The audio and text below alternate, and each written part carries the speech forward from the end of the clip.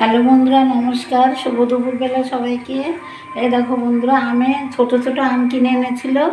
টক ডাল রান্না করে তো দেখিয়েছি। কিছুটা আম ঘরেতে ছিল, ওই জন্যই আমটা একটু নরম হয়ে গেছে, তাই লাল লাল হয়ে গেছে। এই আমটা আমি এখন আমের চাটনি বানাবো। তার জন্য পুরো ভিডিওটি দেখো আমি কেমন করে আমের চাটনি বানাচ্ছি। এই দেখো বন্ধুরা, ভালো লাগলে লাইক করে দিও। আর নতুন বন্ধুরা এরকম নতুন ভিডিও দেখার জন্য অবশ্যই আমার চ্যানেলটিকে সাবস্ক্রাইব করে রাখো। কড়া বসিয়ে দিয়ে সামান্য একটু তেল দিয়েছি, ফোড়ন দেবো। এই জন্য কিছুটা কালো সর্ষে তেলের ভিতর দিয়ে দিচ্ছি, আর দুটো শুকনো লঙ্কা।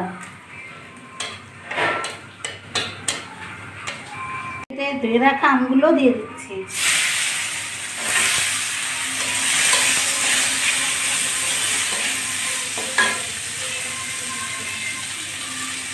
আমের ভিতর সামান্য 1 চিমটি লবণ দিয়ে দিচ্ছি।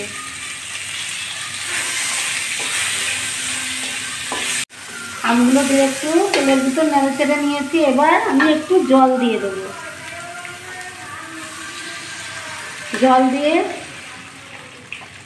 5-7 মিনিট লো টু মিডিয়াম আঁচে রেখে দিচ্ছি। আমগুলো একটু গলে গেলে আবার চিনিটা দেবো।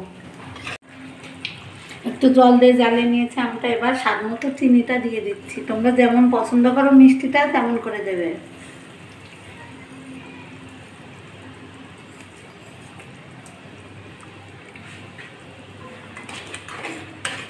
মিষ্টিটা দিয়ে আমার আরও 4 মিনিট মতো ফুটিয়ে নেব।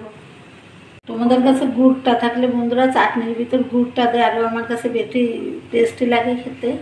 কিন্তু আমার কাছে তো গুড় নেই এখন, এই জন্য আমি চিনিটা দিলাম। গুড় থাকলে গুড়টাই দেবে তোমরা চাটনির ভিতরে, তাহলে কালারটাও বেশি সুন্দর লাগে আর খেতেও ভালো লাগে।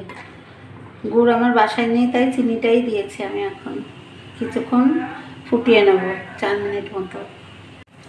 চাটনিটা প্রায় হয়ে এসছে বন্ধুরা। এবার আমি একটু এখানে ভাজা মশলার গুঁড়ি, ধনে জিরে, তারপরে মৌরি, দারচিনি, লবঙ্গ, এলাচ আর শুকনো লঙ্কা দিয়ে একটা মশলা করে রেখেছিলাম শুকনো খোলায় ভেজে, তার 1/2 চামচ মতো আমি এখন চাটনির ভিতর দিয়ে দিচ্ছি। চুলাটা বন্ধ করে দিচ্ছি, আর একটা বাটিতে আমি ঢেলে নিচ্ছি।